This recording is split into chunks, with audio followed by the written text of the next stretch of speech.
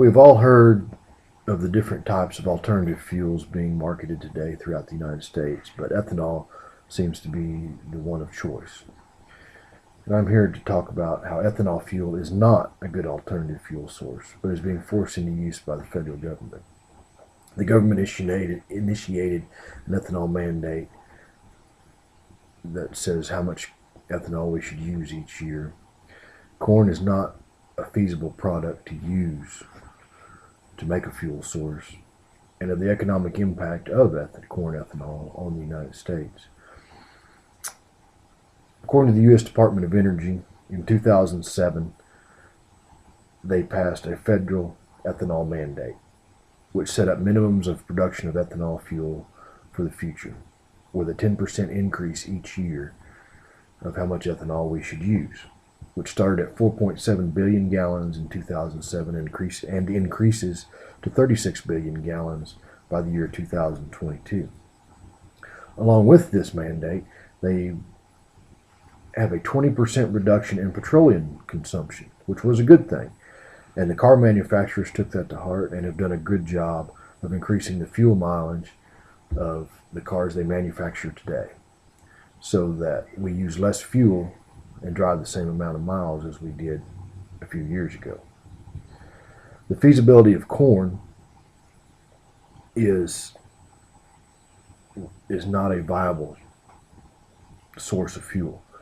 It would take 950 million acres of corn to replace the fuel that we use as gasoline today.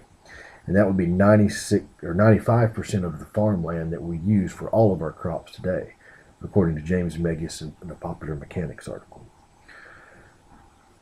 In 2013, according to Eric Morath from a Wall Street Journal article on corn prices, the United States planted 97.4 million acres of corn, only roughly 10% of what we would need to replace petroleum products. And that's the most that we've planted since 1936.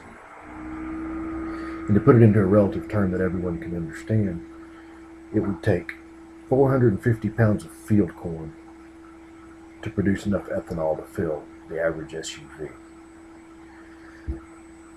There are several economic factors involved with corn ethanol. This ethanol is not compatible with all engines and motors.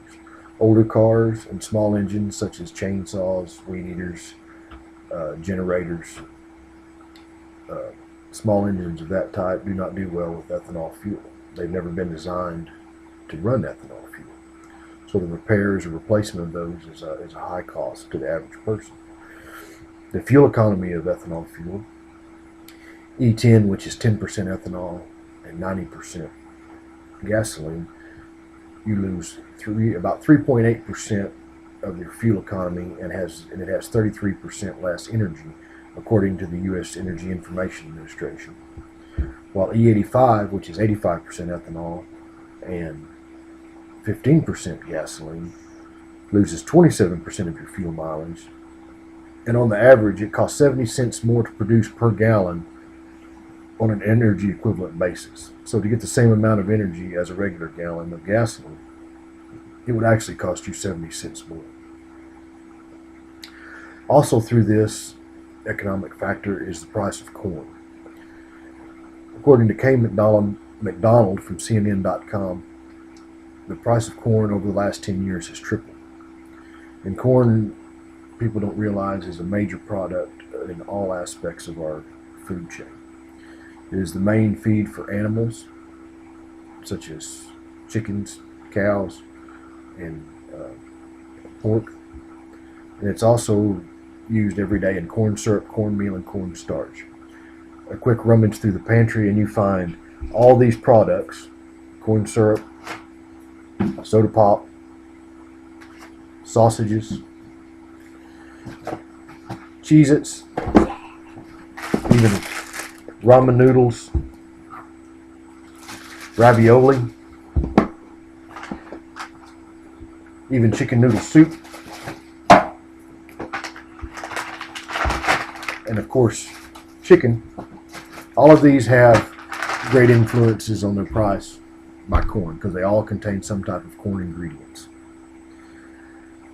Another factor that in the economics of it is the foreign countries. A lot of foreign countries buy corn to feed their people in these in countries that have famine and drought, like Ethiopia, the Sudan, and several African countries. It's part of their relief programs. And the higher the price, the harder it is for them to feed their people. And concisely with that, what the United States donates in food relief to other countries is based on a price margin. And if the prices are up, then they have less to buy to donate to other countries to help feed the poor and the hungry. In conclusion, it is obvious that ethanol, even though intended well, is not the answer to our fuel problems. And as recently as 2 weeks ago, the government has started to realize this in a David Jelonic article in USA Today. For the first time ever, the United States has reduced the mandate on ethanol by 3 million gallons this next year. There are other alternative fuels, such as cellulose ethanol, which uses field waste, wood chips, and even grass that can be made into ethanol. There's hydrogen and electricity. And the time, money, and research should be put forth to these other types of alternative fuels going forward to make a better source and a better future for an alternative fuel. Thank